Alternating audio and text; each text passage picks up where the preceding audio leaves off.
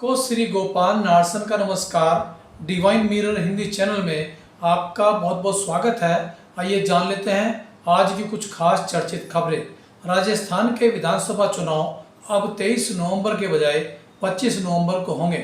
निर्वाचन आयोग ने 23 नवंबर को देव उठनी एकादशी व उस दिन अधिक शादियां होने के कारण मतदान की तिथि में बदलाव किया है, ताकि अधिक से अधिक लोग मतदान में भाग ले सकें।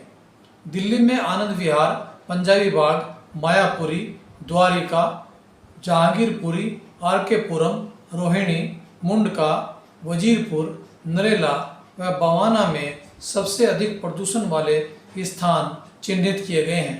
दिल्ली के पर्यावरण मंत्री गोपाल राय ने बताया कि इन प्रदूषित क्षेत्रों में वायु गुणवत्ता सुधार के लिए अंतर विभागीय टीमों का गठन किया गया है, जो 12 सचल एंटी स्मॉग गन के माध्यम से प्रदूषण को नियंत्रित करने का काम करेगी।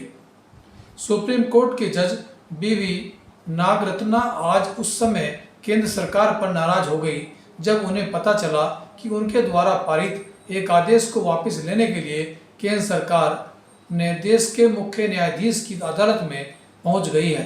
केंद्र सरकार के एडिशनल सॉलिसिटर जनरल पर नाराज होते हुए उन्होंने कहा कि सुप्रीम कोर्ट की हर पीठ सुप्रीम कोर्ट ही है, इसलिए उसके आदेश के विरुद्ध इस तरह से अन्य अदालत में जाना पूरी तरह से गलत है और यह एक गलत परंपरा होगी।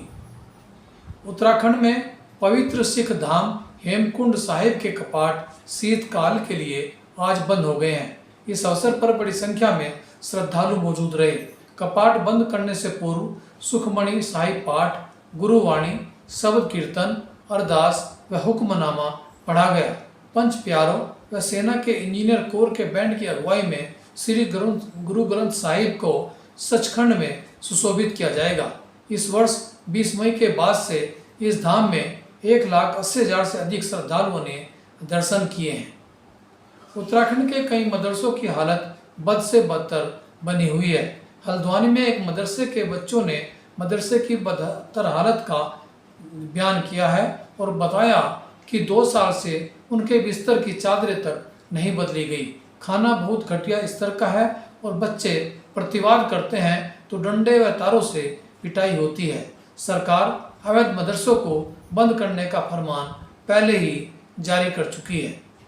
डेंगू एवं वायरल बुखार से पीड़ित रोगियों के उपचार के नाम पर नर्सिंग होम, पैथोलॉजिकल लैब व क्लिनिक के डॉक्टर चांदी कूट रहे हैं। रोगियों को बिना गंभीर हालत हुए भी जांच में फर्जी रूप से प्लेटलेट्स कम दर्शाकर अस्पताल में भर्ती रखकर बिल बनाने का धंधा फल फूल रहा है।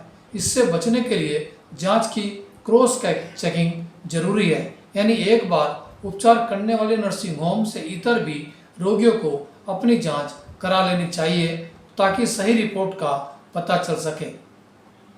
वहीं रुड़की में एक क्लिनिक पर दवा लेने गए एक मरीज की डॉक्टर द्वारा इंजेक्शन लगाने के कारण अचानक तबीयत खराब हो गई और फिर उसकी मृत्यु हो गई, जिस पर मरीज के परिजनों ने जमकर हंगामा किया। मृतक मरीज कमर दर्द के उपचार के लिए क्लिनिक पर डॉक्टर के पास आया था।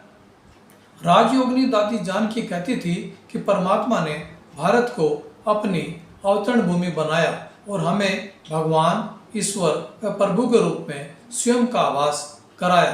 देखिए आज का हमारा यही प्रेरक वीडियो। परमात्मा बाप कहे, बच्चे मैं तो सदा परम धाम में रहने वाला हूँ। प्यारे परमात्मा बाप ने जो हमारे भारत के अंदर भगवान, ईश्वर, प्रभु 3 रूप से कहते हैं, ज्ञान अंजन सतगुरु दिया, अज्ञान अंधेर विनाश।